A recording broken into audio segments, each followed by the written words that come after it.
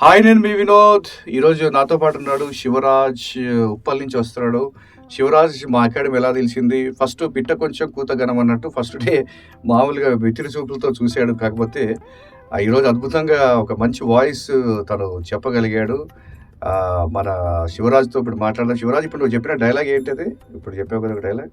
మనం గిట్లనే ఉంటే వాడు గిట్లనే పరిచయం చేస్తాడు. గట్టిగా పవర్ఫుల్ గా చెప్పు. మనం గిట్లనే ఉంటే వాడు గిట్లనే పరిచయం చేస్తాడు. కాబట్టి పిట్ట కొంచెం కూతగనం. కాబట్టి అంటే ఈ డైలాగ్ ఒకవేళ మన అకాడమీ లేకపోతే ఇలా చెప్పాలని లేకపోతే చెప్పగలవా? లేదు సార్, అసలు నాకు అసలుకి ఇది డైలాగ్ అనేది ఎలా చెప్పాలనేది ఐడియాలేనే లేదు. ఇప్పుడు మీరు కొన్ని సజెషన్ ఇచ్చారు కదా, దాన్ని బట్టి కొంచెం ఐడియా వచ్చింది. కాబట్టి శివ, ఇప్పుడు ఏంటంటే అసలు ఈ అకాడమీకి ఎలా తెలిసింది, అసలు అకాడమీకి ఎలా ఉపయోగపడింది అనేది మన ప్రేక్షకులకి. అంటే ఫస్ట్ డబ్బింగ్ అంటే ఎలా అంటే నేర్చుకోవాలని యూట్యూబ్లో సెర్చ్ చేశాను. చాలా డబ్బింగ్ ఇన్స్టిట్యూట్స్ వచ్చాయి, కానీ నాకు ఈ సారు ఛానల్ వచ్చింది. ఒకసారి క్లిక్ చేస్తే కొంచెం చాలా మంది సెలబ్రిటీస్ మాట్లాడుతున్నారు, చాలా మంది సజెషన్ చెప్తున్నారు. అంటే ఇక్కడ అయితే బాగుంటుంది అని అన్నారు. అందుకోసం నేను సెర్చ్ చేసి ఇంకా లొకేషన్ చూసుకున్నా. ఇక్కడ ఉంది లలిత కళాతోరణం అని ఉంది అనమాట, నాంపల్లి. అందుకోసం ఇక్కడికి వచ్చి సార్ని మీట్ అయితే ఇట్లు ఉంటుందని చెప్తే ఇంక సరేలేని ఇంకా నేను కంటిన్యూ చేస్తున్నా ఇప్పుడు.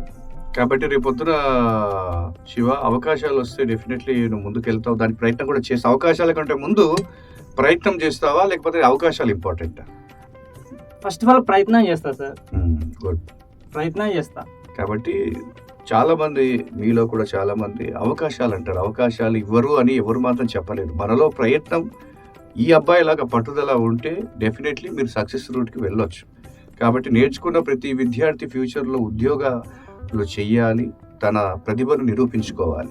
అంటే తన ప్రతిభను నిరూపించుకోవాలంటే ఫస్ట్ తను చదువుకోవాలి. కాబట్టి అలాగే డబ్బింగ్ కళారంగం కూడా ఒక చదువు లాంటిదే. కాబట్టి ఇలా మీరు కనుక విద్యని, అంటే ఇక్కడ ఉన్న టెక్నిక్స్ని కనుక మీరు నేర్చుకోగలిగితే రేపు ప్రతి ఒక్కరు కూడా ఇండస్ట్రీలోకి రావడం జరుగుతుంది. కాబట్టి శివ, నేను ఇస్తున్న మాట ఏంటంటే నువ్వు తప్పకుండా ఒక మంచి ఆర్టిస్ట్ అవుతావు. కాకపోతే ఏంటంటే ఇక్కడ రోజులను సద్వినియోగం చేసుకో, తర్వాత మంచిగా భాష మీద పట్టు తెచ్చుకో, తర్వాత మెమొరీ మీద కాన్సన్ట్రేషన్ తెచ్చుకొని ఇన్ ఫ్యూచర్లో నువ్వు కూడా నా కూడా ఏంటి తక్కువ అనే ఒక మంచి స్థాయికి వెళ్తావని కోరుకుంటూ, దీన్ని ఏదో టైంపాస్కి తీసుకునే కోర్సులా కాకుండా గుర్తుపెట్టుకోండి, మనిషికి ఈ కాలంలో ఒకప్పుడు నిమిషం అనేవాళ్ళు, ఈరోజు సెకండ్ కూడా చాలా ఇంపార్టెంట్. కాబట్టి ప్రతి సెకండ్ని బాగా ఉపయోగించుకోండి, ప్రతి లైఫ్లో ఒక స్టెప్ను మీరు ముందుకు తీసుకెళ్ళండి. కాబట్టి శివతో మనం కొద్ది రోజుల్లో ఒక మంచి ప్రాజెక్ట్స్ చెప్పి మళ్ళీ శివతో కలుద్దాం. కాబట్టి మనది అవకాశాల కంటే ముందు టాలెంట్ ప్రూవ్ చేసుకోగలిగితే డెఫినెట్లీ ఆ టాలెంటర్స్కి 100% మనం ప్రూవ్ చేసాం.